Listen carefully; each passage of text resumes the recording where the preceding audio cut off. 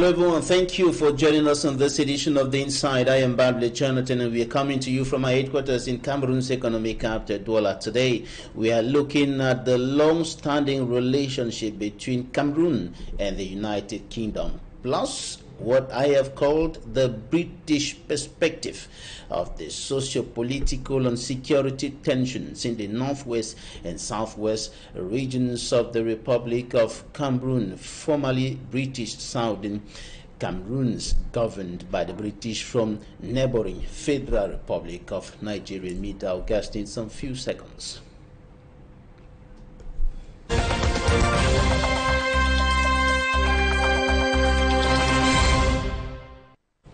Our guest today is His Excellency Barry Lowen. He is the British High Commissioner to Cameroon. His Excellency, welcome to the program. Thank you very much, and thank you for this warm welcome. I've been in Yaoundé for about 3 months now, and I've been really impressed by the welcome I've had there. It's great now to be in, as you say, Cameroon's economic hub, and to see the vibrancy and the creativity on the streets here. So big pleasure to be here, and thank you for your welcome. There are some few things that have caught your attention in a specific way about Cameroon, about the people, about the food and every other thing. Cameroon. Yeah, exactly. Well, all of those. I think the welcome has been really warm. The vibrancy on the streets that I've seen here in the commercial centre, and the energy and creativity, particularly of young Cameroonians, benefiting from the linguistic diversity and increasingly from technological competencies. All right, we're going to discuss in greater details about these issues, and notably the relationship between your country and Cameroon, between Cameroon and the United Kingdom. But before that, let's take a look at some issues concerning the socio-political and security tensions in the northwest and southwest regions of the Republic of Cameroon. In April 2023, when the UK Minister of Development and Africa visited Cameroon, he said, I quote, "We remain concerned about the conflict in the predominantly Anglophone northwest and southwest regions." How concerned is the UK about the situation in those two regions? We are concerned, as the Minister said, and I particularly recognise the humanitarian suffering that we're seeing for people in the region, and we've given £20 million over the last 5 years through trusted international partners to help to mitigate that humanitarian suffering. So it is a concern which I know is shared widely among Cameroonians. Right. Right Honourable Andre Michel. Andrew Mitchell. Yes. He also said that the UK continues to urge all sides to engage in dialogue. Now, what do you put inside that word, dialogue? There was another dialogue before that was known as the major national dialogue, which many people qualified as a monologue, and the outcomes not meeting the aspirations of the people of those two regions, reason why the crisis is still prevailing for over 6 years now. What do you put inside that word, dialogue? From our experience with conflicts both in Northern Ireland but more broadly, it's very important to have dialogue, to have inclusive dialogue as a basis for progress towards peace. And so we very much support Cameroonian efforts to peacefully resolve conflict, dialogue to tackle the root causes underlying the conflict, and we're happy to share our experience from our history and conflict elsewhere, if that would be useful. Now, about the parties in such a dialogue, should it be a dialogue between the government on one side and the secessionist leaders and all other persons identified as legitimate leaders who identify with the people, or with whom the people identify, or a national dialogue as it was done before? That's a question for Cameroonians to address. As I say, our experience shows the importance of dialogue, of inclusive dialogue, that can tackle the root causes, the grievances that are driving conflict, and we support Cameroonian efforts to find ways to peacefully resolve conflict. All right. Now, by administering former Southern Cameroons as a mandate territory of the League of Nations from 1919 to 1961, Britain took active part in the history of today's Cameroon, the Cameroon of today, and much is being said about the fact that Britain allowed a referendum in 1961 that did not make provision for a third option, notably the option of outright independence for former British Southern Cameroon.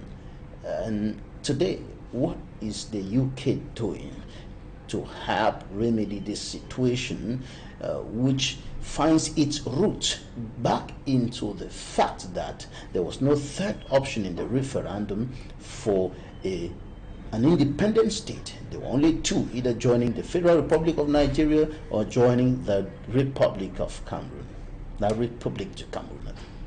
The future of UN areas, trust areas, was decided by a UN process. And so I think versions of history may differ, but while acknowledging that there are differing interpretations of history, I think the important thing is to look forward and to find ways to peacefully resolve conflict. And as I say, we support Cameroonian efforts to aimed at promoting inclusive dialogue that will find a way forward. And meanwhile, we are helping to mitigate the humanitarian suffering, which, as I say, is a real concern. Right. Recently, Canada said they wanted to mediate. Canada said it wanted to mediate, to play a mediation role in efforts to resolve that conflict. Is Britain or the UK thinking about something like this, a kind of mediation role that can help to restore normalcy in those two regions? I think questions about what Canada is doing are for my Canadian counterparts. But to reiterate, is Britain thinking of something like that? To reiterate, we support Cameroonian efforts to to peacefully resolve conflict. We're very happy to share our experience with conflict. I mentioned Northern Ireland, conflict elsewhere. We're very happy to share our experience, to share how the mistakes we've made, the way that progress has been achieved in support of those Cameroonian efforts. All right. Can you tell us a little more about how your country solved those conflicts which you just mentioned? I think the key point, as I've said, is to find ways to enable inclusive dialogue.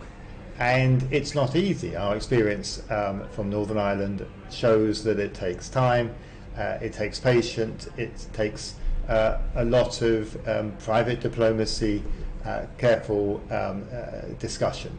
But I think the optimist can see that dialogue can lead to progress. Dialogue can lead to progress and definitely a restoration of peace and normalcy, even in the situation of Cameroon today. And I think, well, the other point I think is that peace enables economic development, and conversely, insecurity undermines prosperity. So I think there's a great opportunity when you resolve conflict peacefully, then for everyone to benefit from greater prosperity. That's our experience from Northern Ireland. Great. All right. We're going to take a look at what the newspapers reported this week, and when we come back, we'll talk about the relationship, the long-standing relationship between Cameroon and the United Kingdom.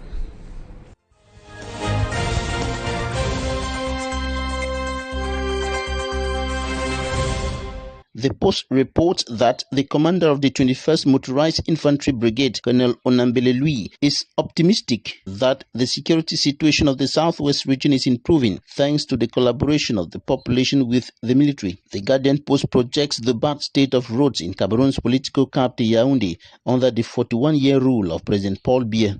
Another issue of the paper says the Minister of Urban Development and Housing, Celestine Kecha-Coutez, has said 13.5 billion francs CFA is needed to fill potholes in Yaoundé. On the front page of Municipal Update, Minister Coutez is urging the Yaoundé City Council and municipal councils to sit up. The paper further highlights the views of observers who say the Prime Minister's order to solve the problem of bad roads in Yaoundé must receive a response of bold actions from concerned stakeholders. According to Cameroon Tribune, President Paul Biya's creation of a committee to pilot national anti-money laundering policies is a step forward in the fight against the illegal activity. The ultimate exclaims over the alarm of alleged embezzlement sounded by parents of students of Government Technical High School Bangem in the southwest region of Cameroon. The parents decry false figures of student enrollment, reject Parent Teachers Association PTA accounts and audit committee report, while the school's principal attributes all that to his detractors. The Median reports an outbreak of conjunctivitis in Yaoundé and the absence of Cameroon at the landmark conference of Africa's energy leaders.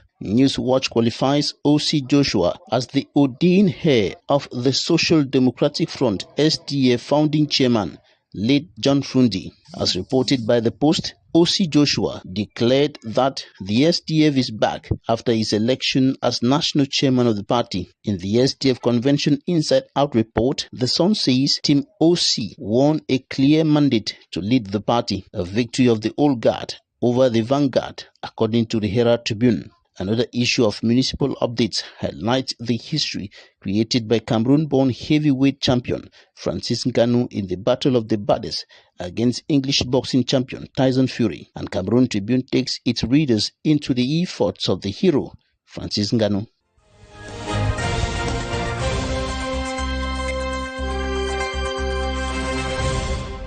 Thank you for staying with us. We are still with our guest, His Excellency Barry Lowen, who is the British High Commissioner to Cameroon. And now we want to look at the long-standing relationship between Cameroon and the United Kingdom. During the visit of the UK Minister of Development in Africa, he said that during his first visit, that was his first visit to Cameroon, he was struck by the depth of the Cameroon-UK relationship and how both countries are working together within a wide range of issues that is important for both countries. How deep is the relationship between Cameroon and the UK? I think it's both deep and broad. It covers a range of issues. And I think the key point that the Minister was also alluding to there is that it is mutually beneficial. It's a win-win partnership based on mutual respect. And I think that's an important point, that as we develop the relationship, as we develop the partnership, we want to hear Cameroon's perspectives and understand what Cameroon wants to achieve in the future to enable that win-win partnership. And so I've been seeing here in Douala during this visit how that relationship is bringing benefit to both countries. I visited the East Entrance Road project, for example, and saw the road being constructed with UK support. I visited the Douala Grand Mall, which I think is one of the first and largest in the region, again with UK investment. And I visited educational establishment, working in partnership with the British Council, with UK institutions, to help empower young Cameroonians for their future, both in technology and language capabilities. So I think it's just a few examples of the value that our relationship brings to both countries. And I think we enjoy a really important basis, which is that we are both equal partners, equal members of the Commonwealth family. And again, I've just visited the Commonwealth Enterprise and Investment Council and seen their work to promote the bilateral business partnership. Right. We'll talk more about business shortly, but in the political domain, what are the two countries exchanging in terms of politics, in terms of governance, and so on? Yeah. So since in the 3 months I've been here, I've already met over 20 ministers in Yaoundé, which has been a real pleasure and honour. And we've had some really constructive discussions about how to develop the relationship, the partnership, in the areas I've already touched on, business, education, and also about the wider region and the challenges the region faces. And we really respect the Cameroonian perspective.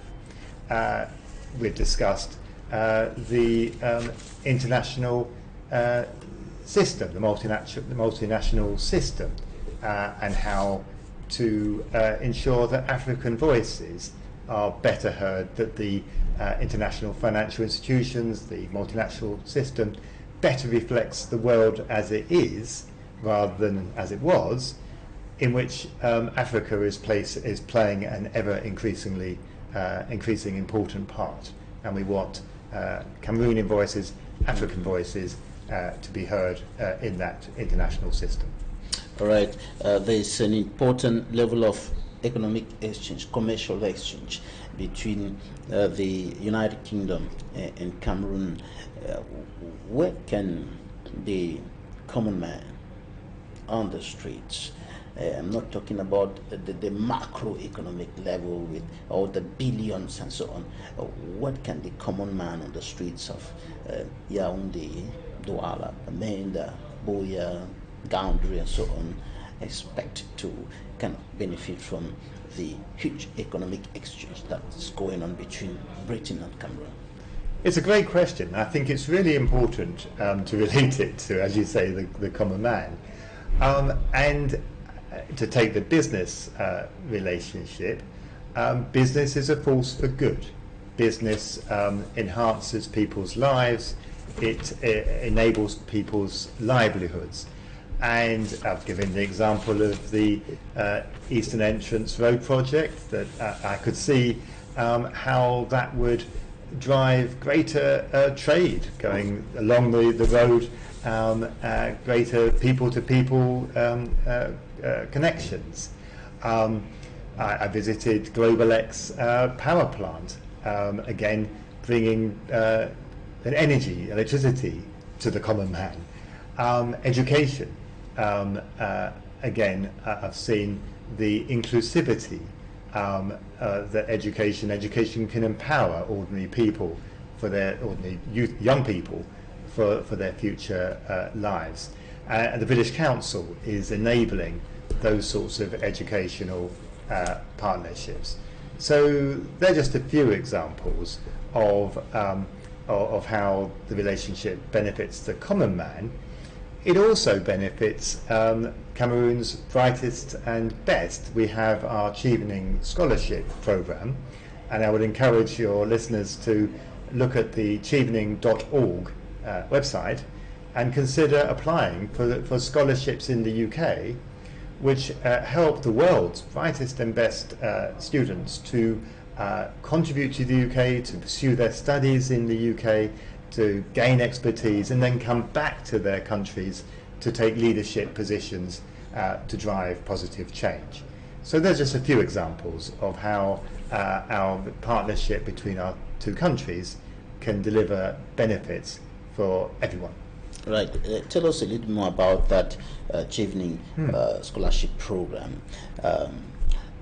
What are the advantages of that program, and how accessible is it to Cameroonians? Yeah.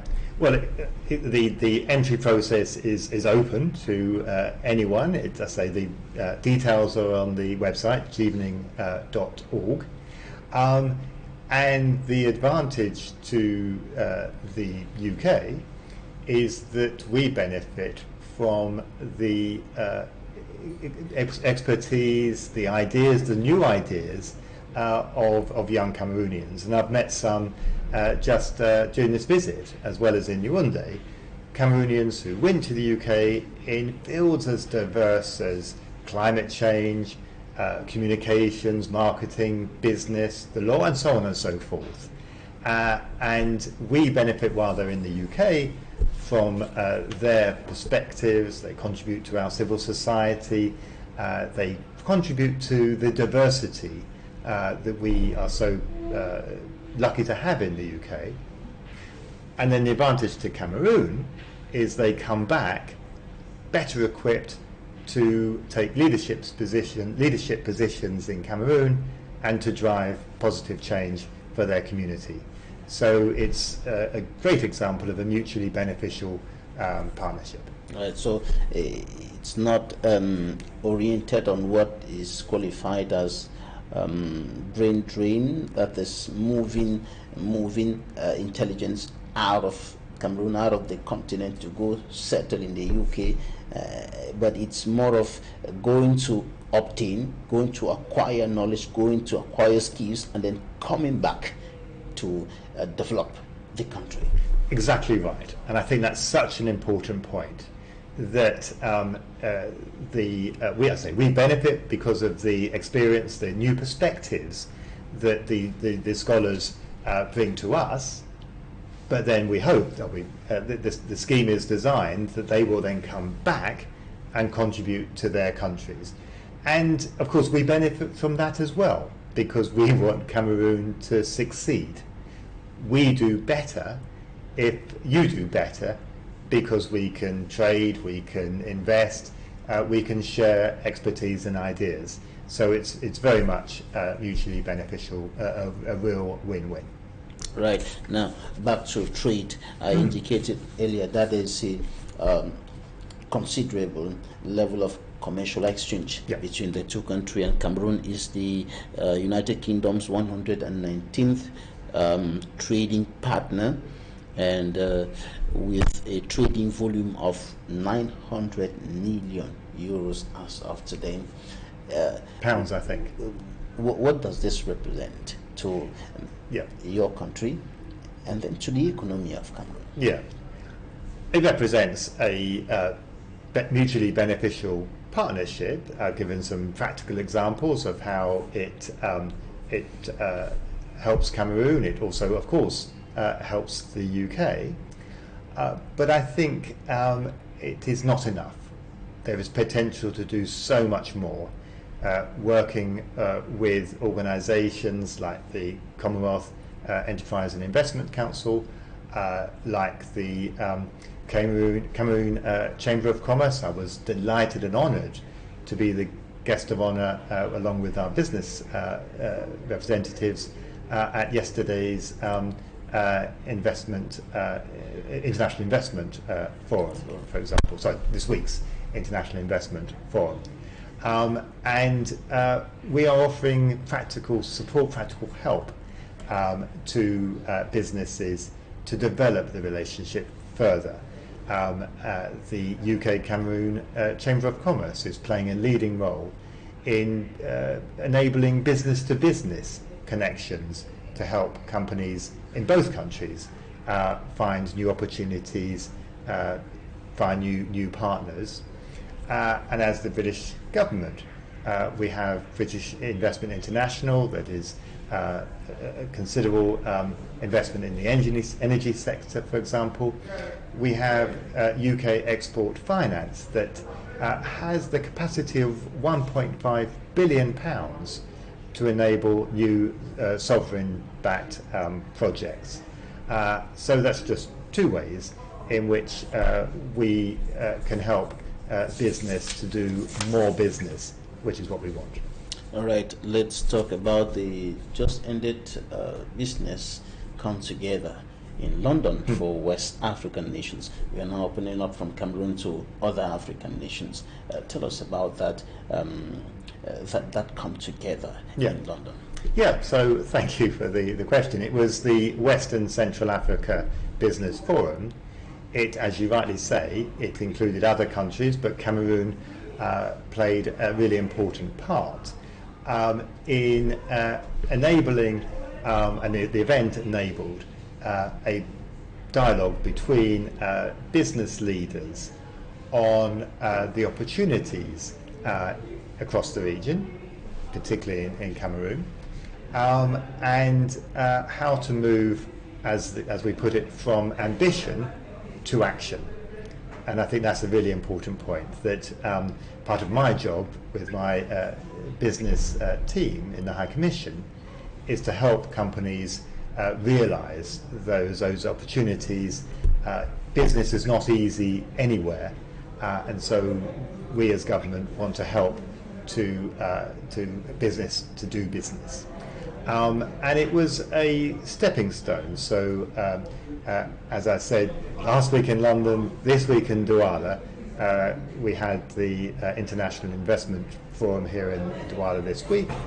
And looking further ahead, the UK will host the Africa Investment Summit in April. We've invited His Excellency the President. It's going to be an unmissable opportunity to promote the opportunities, the potential for doing business across the region, but here in Cameroon as well. Right. What are some of the fallouts, some of the outcomes, some of the benefits that these African nations can pull out of that business gathering that just ended in London? We identified opportunities across a range of sectors, and so infrastructure springs to mind, and we've seen, as I mentioned, practical examples of that already, but there's scope to do much more in terms of roads and so on. Energy, I've mentioned the power sector, Globalec, already here. I visited their plant just outside Douala. There's interest in renewable energy, which is so important and in which Cameroon has such a great potential. Agriculture, and I think cutting across all this is technology. The UK is a global centre for technology.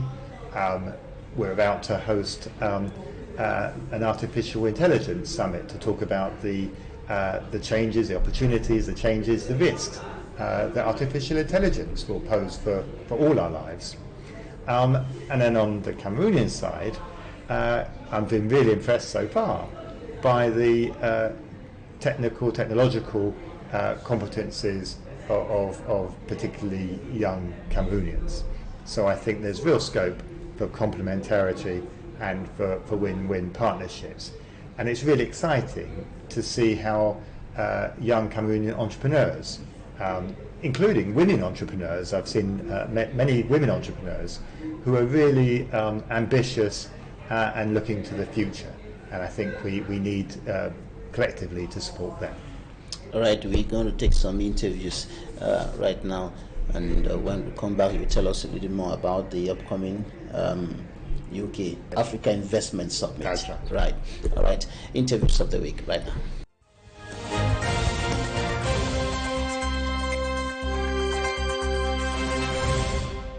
When they injected my baby with yellow fever vaccine, they first of all gave the first dose to the left leg and the second dose to the right leg. My baby cried, "Wah!" and just silent. That was how my baby fell on my arms. Wham.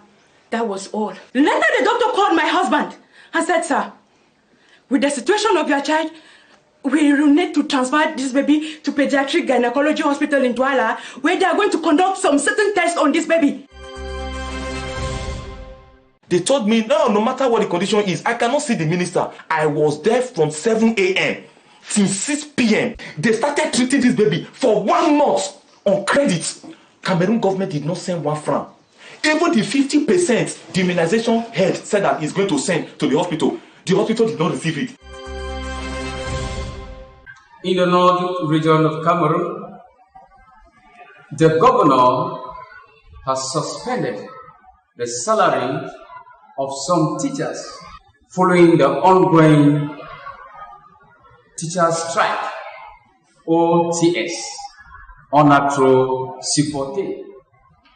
This is a sign of intimidation to the educational family of the Republic of Cameroon, which is not really a call for. Why should the teachers be intimidated? Followed by the suspension of their salaries because of a legitimate strike that they are asking for their special statute to be signed so that a teacher in this country can be protected. If you look around, you see how divisional officers, senior divisional officers, governors all over the national territory are intimidating the teachers rather than looking or finding a long-lasting solution to the teachers' problem. Who are those that are paying the price of this strike? They are our children. From the month of September, since the resumption of the school year, September is gone. October is gone. And now we are in November.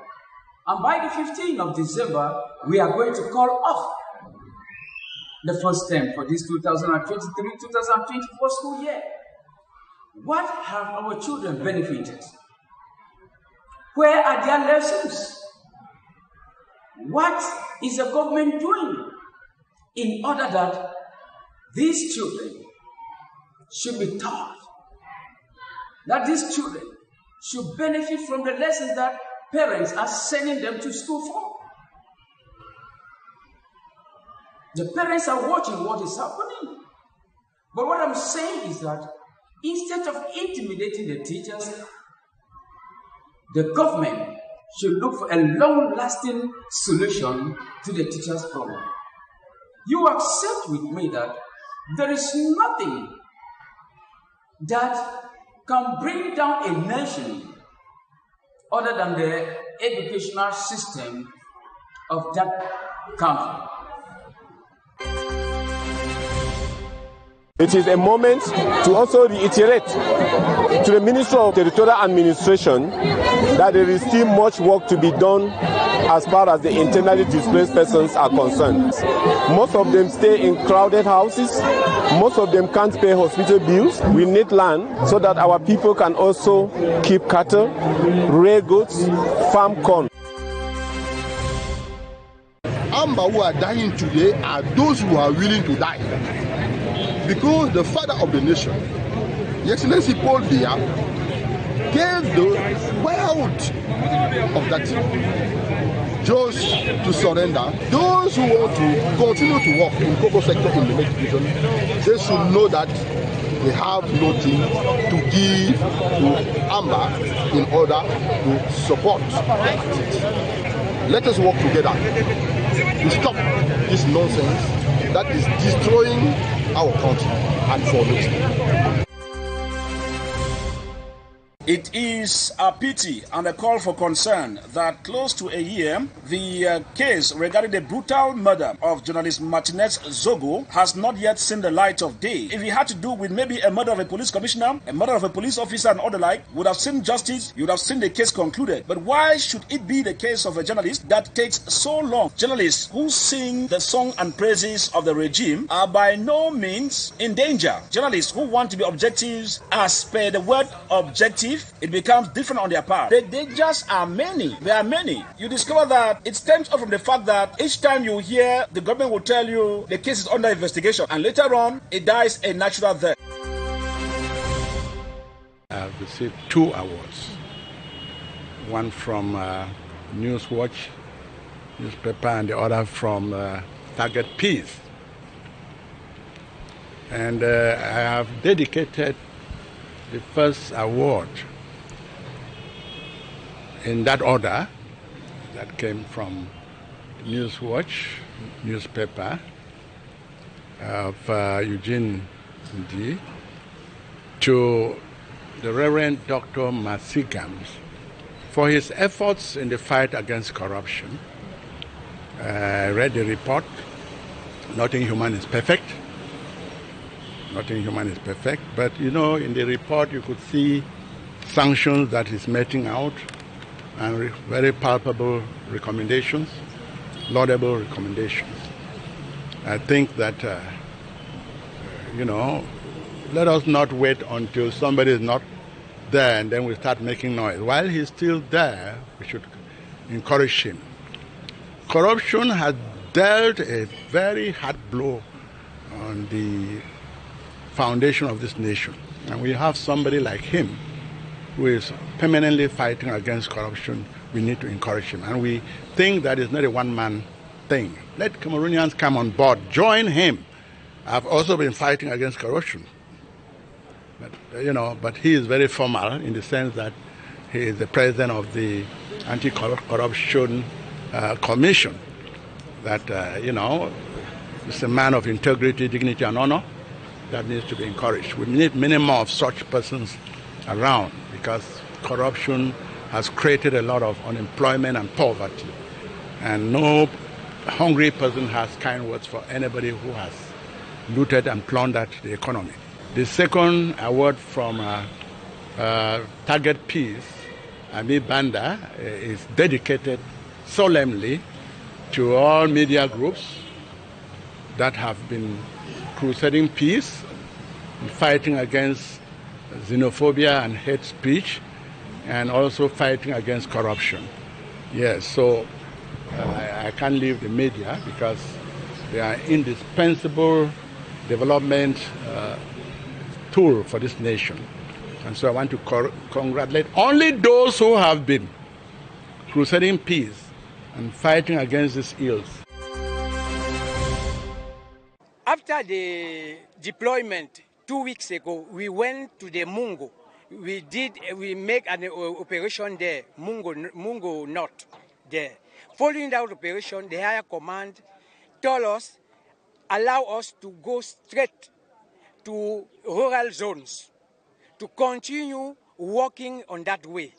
We are working for their benefit, and I would like to tell them that they can use document given by the higher command.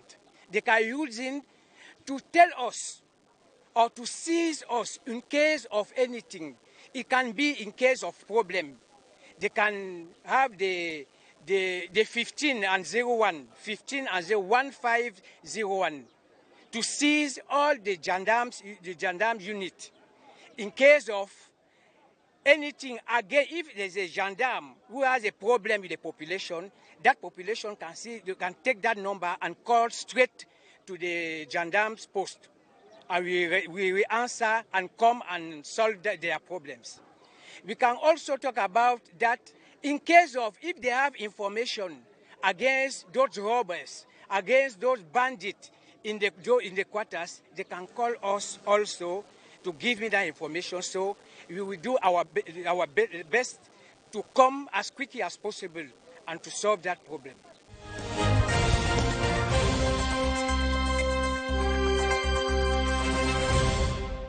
You're welcome back. Now, Your Excellency, the UK Africa Investment Summit. What's going to be on the table?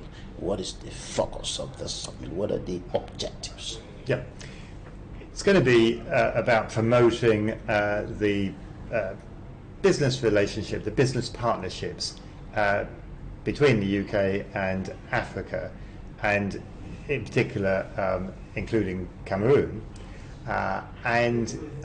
It's going to find ways to deliver that potential that I've referred to. And it's not just about government, it's also about the private sector, encouraging foreign investment into countries like Cameroon, identifying the opportunities, discussing the challenges. How do we enable women entrepreneurs to deliver their potential? Because if women globally, as a global statistic, if women participated economically to the same extent as men, we'd add something like 26% to world GDP. And I imagine that's similar here in Africa. So you see the potential offered by empowering women to participate economically. And then it will also, I think, look to the future, some of the issues that we've already discussed, about where there's scope for more partnership. So I think it's, as I said, an immiscible opportunity to deliver win-win partnerships for both the UK and Africa. Right, and you're looking at promoting investment that will have a trickle-down effect on the well-being of the people, the well-being of the citizens in the different nations that will be taking part in that summit. But there are issues of corruption, issues of embezzlement, issues of poor governance that are making the business environment not quite favorable for many of the business people, many of the local business people who are trying to make things work through this difficult terrain of corruption, embezzlement, mismanagement, poor governance, and things that are often highlighted by civil society leaders. And now, how are you helping the Cameroon government to resolve these issues? The UK is an example, globally speaking, is an example in terms of governance, in terms of leadership, in terms of fight against corruption and all the rest. How are you helping Cameroon to create an enabling environment, a conducive environment for businesses to thrive? Yeah, I think it's a really important issue you raise, and as you say, corruption in any country is a worldwide concern. Corruption damages people's lives, livelihoods. It undermines efforts to end poverty, to promote prosperity. It exacerbates conflict. So it's a real scourge. And you rightly say that the UK has taken a leadership role in the fight against corruption. We have some of the strongest anti-bribery legislation in the world, and British companies have wide experience of doing ethical business, and that's good for everyone. So we're very happy to share our experience with how to promote the best possible business climate. And I know this is a real concern, and something that Cameroonians attach a lot of importance to. And it gets back to the question you raised about investment, that there is there's a competitive international market to attract investment. So having the best possible business climate means getting more investment into a country, and you're absolutely right, that then has benefits for people's individual citizens' lives and livelihoods. Right. And recently, about the fight against corruption, there was the Glencore corruption scandal. I'm sure you're aware of that. And your country brought this to limelight, and we got to know that Glencore paid billions of francs CFA corruption to do business here in Cameroon and some other African nations. And despite the fact that this has come up to the limelight, nothing has been done about it by the Cameroonian authorities, the persons, the companies, the National Oil Refinery Sonara and the National Oil Production Company SNH. Are there, nobody's asking any question who corrupted who paid money to who in these companies? Glencore corrupted who in this company? Nobody's asking any question. What do you think about that? Whether individual investigations or investigations into specific cases is properly for the legal authorities in any country. But as a general point, it's important that corruption is tackled, that those guilty of corruption are prosecuted. So I think that is the focus, is to prosecute those guilty of corruption and to prevent the harm that, as I've said, the harm that corruption does to people's lives and livelihoods. Right. Your country said that Glencore has brought corruption into its culture. That Glencore brought corruption into the British culture, and the fight against corruption, however, has been going on in your country, here in Cameroon, and so on and so forth. But the corruption ill has persisted and is having a negative impact on business. How are you going about doing business with Cameroon despite all of this? First, I agree that the fight against corruption mustn't stop, that we must continue our efforts to tackle corruption, which I think is your first point. And secondly, that British companies are bound legally by very strong, as I say, among the strongest anti-corruption legislation in the world. British companies are bound to comply with those laws against corruption, and have experience of doing ethical business across the world, including here in Cameroon. All right. Now, before we go, let me ask you this question. It is often said in Cameroon and other African nations that aid from Western nations are often attached or accompanied by several strings of political influence and things like that. And you've said a lot of things about your country, the UK, helping Cameroon and so on. This help that you are giving to us, is it free? Which help? Sorry, which help is free? The help you're giving to us to construct roads, supporting, financing the construction of roads and education and all of that. Yeah. Well, education, I mentioned the Chevening Scholarship. That is free. That is a scholarship program. I've mentioned the humanitarian support that we give. As for the support we give to investment, it's bound by international requirements on the conditions for that. But I think the important point is that it is actively being pursued, being developed, that support. And I get back to the point that it's not sort of one way, that your question implies that it's sort of one way. It's not. It's a mutually beneficial win-win partnership that we're seeking. And that extends, if you like, beyond the question of individual programs, individual schemes, to the international system. And I think a very important point is that when it comes to development, but more broadly, is that the international system reflects the world as it was 70 years ago or thereabouts. And it's important that the international system reflects the world as it is, because we need an effective international system.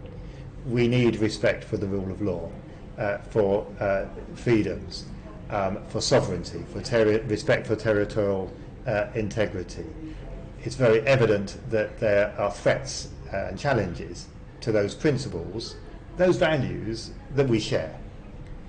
And that's why we want African voices, African perspectives to be heard. We want to hear them, and we want the international system, the international financial system, to reflect African voices, so that those values can continue to be enabled and protected by the international system. Your Excellency, Barry Lowen, British High Commissioner to Cameroon, thank you for coming. Thank you for your welcome. I wish you a great stay in our country. Thank you so much. Thank you, ladies and gentlemen, for staying with us. That's it for today.